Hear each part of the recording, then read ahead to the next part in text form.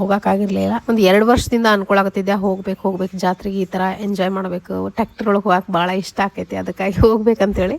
ಆದ್ರೆ ಆಗಿರಲಿಲ್ಲ. ಬಟ್ ಈ ಸತಿ ಏನಾದರೂ ಆಗಿರಲಿ ಹೋಗಲೇಬೇಕಂತ ಡಿಸೈಡ್ ಮಾಡಿಕೊಂಡು ಊರಿಗೆ ಬಂದೀನಿ. ಅಂದರೆ ಪ್ರತಿ ವರ್ಷ ತನ್ಮಯ್ಯನ ಎಕ್ಸಾಮ್ ಯಾವಾಗಲೂ ಇದೇ ಟೈಮ್ಗೆ ಇರ್ತಾವೆ. ಕರೆಕ್ಟ್ ಇವ್ರ ಜಾತ್ರೆಗೆ ಯಾವಾಗ ಹೋಗ್ತಾರಲ್ಲ ಅದೇ ಟೈಮಿಗೆ ಸರಿಯಾಗಿರ್ತಾವೆ. ಅವ್ರು ಆರಾಮಲ್ಲೇ ಯಲ್ಲಮ್ಮಗುಡ್ಡಕ್ಕೆ ಹೋಗಿ ಜಾತ್ರೆ ಮಾಡ್ತಿರ್ತಾರೆ, ಆ ಟೈಮ್ ಒಳಗೆ ಎಕ್ಸಾಮ್ ಇರ್ತಿದ್ವು.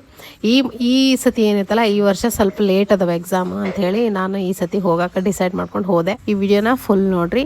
ಇದನ್ನೊಂದು 3 ಪಾರ್ಟ್ಸ್ ಆಗಿ ನಾನು ಹಾಕ್ತೇನೆ. ಈ ವಿಡಿಯೋ ಕಂಟಿನ್ಯೂ ಆಗಿ ನೋಡಿ, ಸಪೋರ್ಟ್ ಮಾಡಿ. ಎಲ್ಲುಂಟೆ ನಾವು ಹೊಲಕ್ಕೆಲ್ಲ ಯಲ್ಲಮ್ಮಗುಡ್ಡಕ್ಕೆ ಹೊಂಟೇವಿ. ಹೊಲಕ್ಕಂತ ಯಲ್ಲಮ್ಮಗುಡ್ಡಕ್ಕೆ ಹೊಂಟೇವಿ. ಹೆಂಗ ಚಾವ ನಮ್ಮ ಸ್ವಲ್ಪ ತೊಗೊಂಡತ್ತಾನ